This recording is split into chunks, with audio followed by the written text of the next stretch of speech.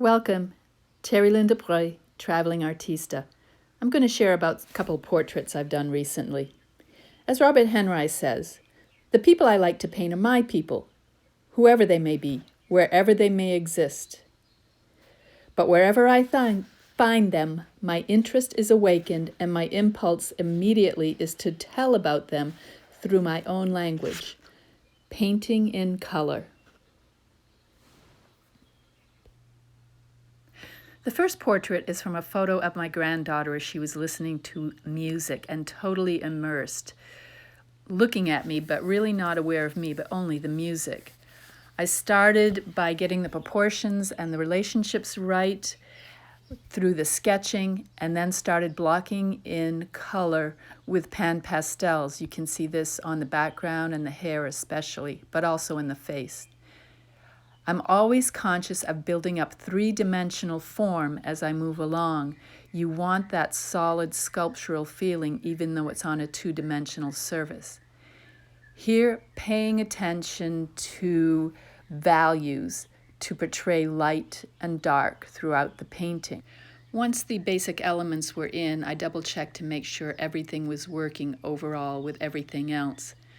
Then, as we're completing the painting, you add the details, the wire, the highlights on the hair, double-checking the expression in the eyes because the eyes say it all. At the very end, I decided to add a subtle element in the background with a few measures of music.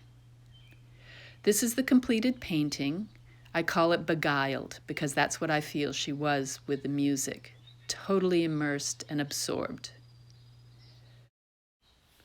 It's good to spend a few days living with something before you decide if it's completed or not. Double check that it has the elements you want, that crazy, wild expression as she's carried away with the music. It works. This next portrait of an old man is one I do not have a title for yet, and I have long since lost the original photograph and the initial sketches when I was blocking it in. And as you can see, I'm trying a new background, but it looks a little distracting, so thanks for bearing with me. But here is the initial overlays. I have put in a lot of color. You can see the pan pastel broad strokes here on the shirt and some in the background and the hair. I also noticed that the eye that's on our left is too detailed, and I wanted to push it back. So as I moved on, I started focusing on the right eye.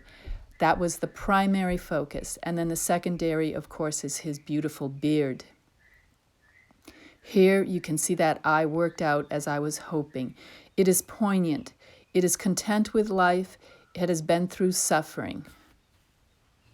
This is a point where the viewer brings their own emotions into a painting and works in communion with the artist.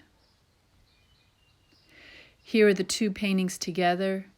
Very different approaches and strokes. The softer ones with the younger child and those strong vertical strokes of almost a rain-washed feeling for the older man. Each one has its own expression.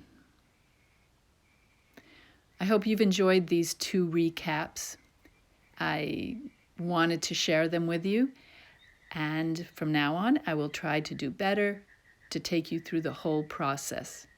But please keep watching, sharing, and subscribing as I continue to expand my YouTube channel.